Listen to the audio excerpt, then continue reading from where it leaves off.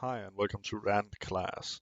Today I'm going to talk about dyslexia, mainly because I suffer from dyslexia, and it's been um, a long, long time with dyslexia. But I'm pretty sure that I can try and set something straight about it, or maybe give some facts that can help others, because I have learned to live with it after 30 years. So that is pretty neat.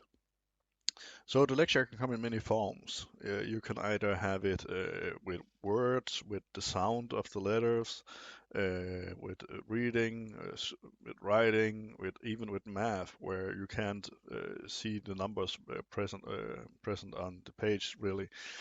Um, so there's a lot of ways that this can affect you, and you can inherit it. Um, it is something that lies in your genes, so you can inherit it from a parent or a grandparent. So, but you can actually get a lot of help today. Today there is a lot of programs that can help you. Like it can help you with how to spell stuff in Word, or how to use a dictionary better. And there's even some programs that is pretty good where you can just talk to the program, and then the program tries to write down what you're telling it. I don't have success with that because apparently I don't speak fluent enough in my native tongue to actually get the program to understand what I'm saying. And that is a bit of a pain in the ass. But luckily, I have trained myself over many years to actually be able to write and read, and it's going along. I'm still getting better every day. I still have a lot of work to do, but I can do it. I have finished an education, and I got good grades, so it's not all bad. But something that I found helped me when I was dyslexic, I'm still am, is playing games, social games, because when I was a kid, there was not that much to do with people who had it. So I was just labeled lazy or dumb, and that's it. And my teachers didn't want to educate me because they're like, oh, he's just stupid. He doesn't want to do the work anyways, and stuff like that. They couldn't see that I had problems.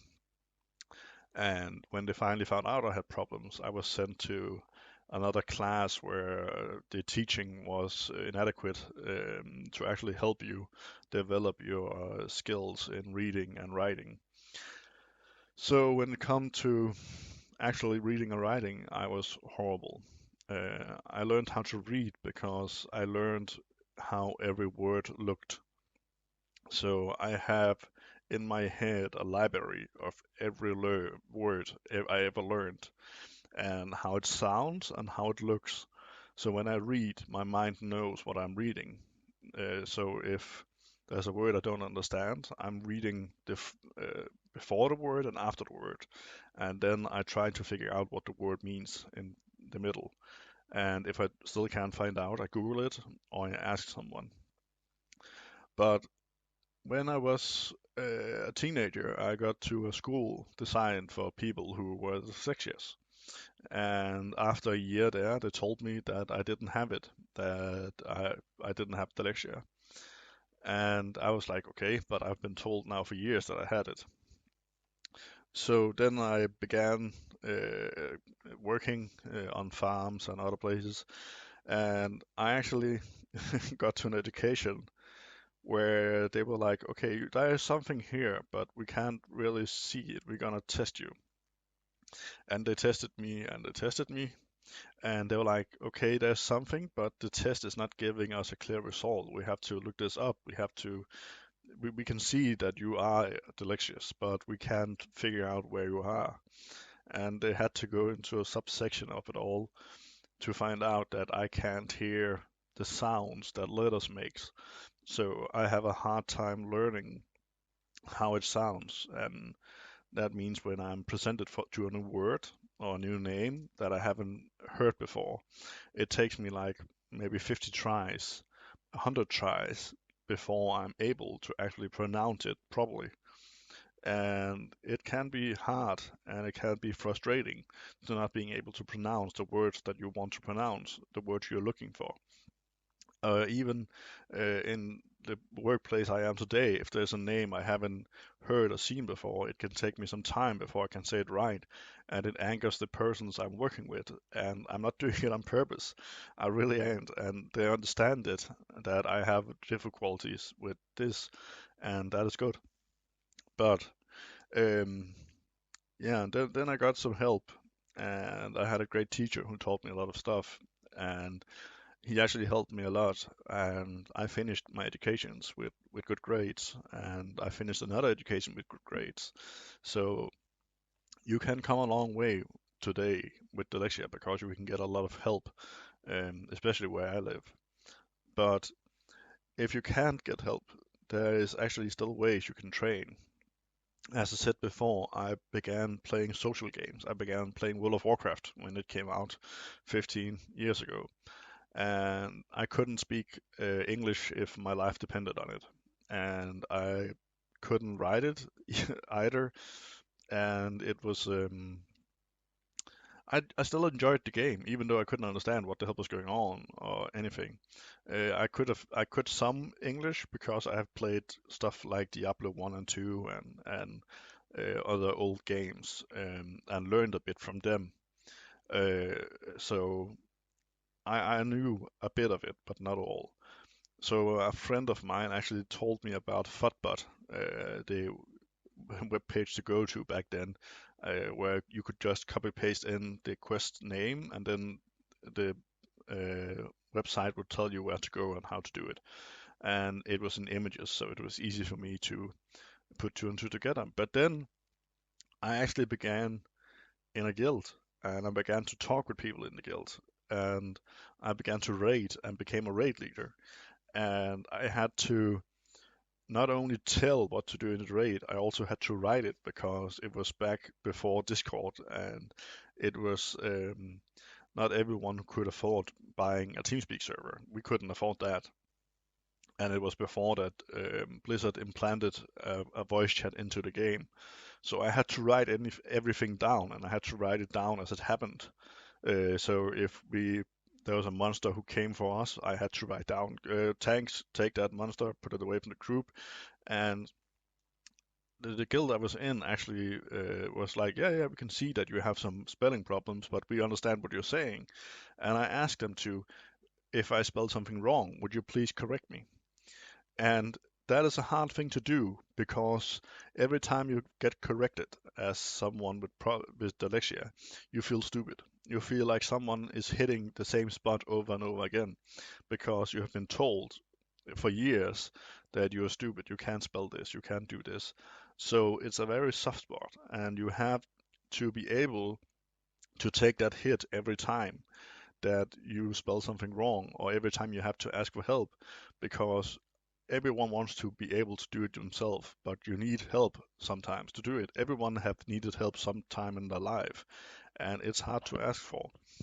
But I asked for it, and they helped me, and it actually ended up with me getting the highest grade I could in English a few years later when I took an education on the second highest level where I live, and it was amazing. It was such an amazing feeling to see all this hard work actually amount to something, to know that I could something, that I was good at something. And I can thank World of Warcraft for that and all the other games I played who were social games where I had to interact with other people. And I still try to do that today, play games where I have to interact with other people, because it's still a way for you to keep your language skills going. Because you can, if you don't speak English for like a month, you can kind of forget how to speak English. I haven't spoken that much English in the past years, and you can hear it when I speak because I'm not that fluent anymore. But when I read it every day, I was way more fluent. I was speaking better English than I uh, might be now. But it's just a matter of doing it over and over and over, and in the end, it will come. As a kid, I had to write every word I know today. I think I wrote it down maybe 50 or 100 times because we had quizzes where you have to be able to spell certain words. And to make myself ready for that, we got all the words we had to spell, and then I just kept writing it down, writing it down, writing it down until it was in my muscle memory, until it was in my brain to remember how to write this. I still have words in my native tongue that I can't spell today because I keep doing something wrong with them. But I keep learning, I keep doing it better time and time again. So this is actually just telling you that even though you have problems with math, even though you have problems with your native tongue or your secondary tongue, and you have trouble with writing or reading, you can learn to do it. You can actually help yourself to get to a point where you can do it. It's a long and hard road, and it takes a lot of will to get to that point. But if you're not afraid of the work and if you're not afraid of asking for help when you need help, then you can get a long, long way. And it's not easy to ask for help because if you, like me, had a childhood where you were told your entire life that you were stupid because you couldn't spell a simple word, then it's hard as an adult to come to another adult and say, hey, this word here, I just can't spell it. I don't seem to get it right. And even in my work today, if I have to make an announcement or I have to post something very important on in a mail or something, I have colleagues. Then I ask the colleague to just, can you use a minute to just look this over? Is it understandable? Is it okay? And they just look it over and like, yeah, yeah, I can understand this and it's understandable. And then I send it out. And the more and more I do it, the more and more I push myself to do stuff that I might not be good at. I might get wrong. I actually become better at it. And that is the challenge to go out and do what you fear, to go out and say, I'm not very good at writing and I fear writing, but I'm gonna try it now. I'm gonna try it. And don't do it anywhere online because some places are bad to do it. Find a place socially online where people accept you for who you are and then begin to do it. Or write with your friends you have in your country and let them help you and do what you can to become better. So I hope that my story of how I'm living with it and still living with dyslexia can actually help someone else to understand it. Because in my daily work, I have kids who have that. And every time I tell one of those kids, I'm dyslexic too.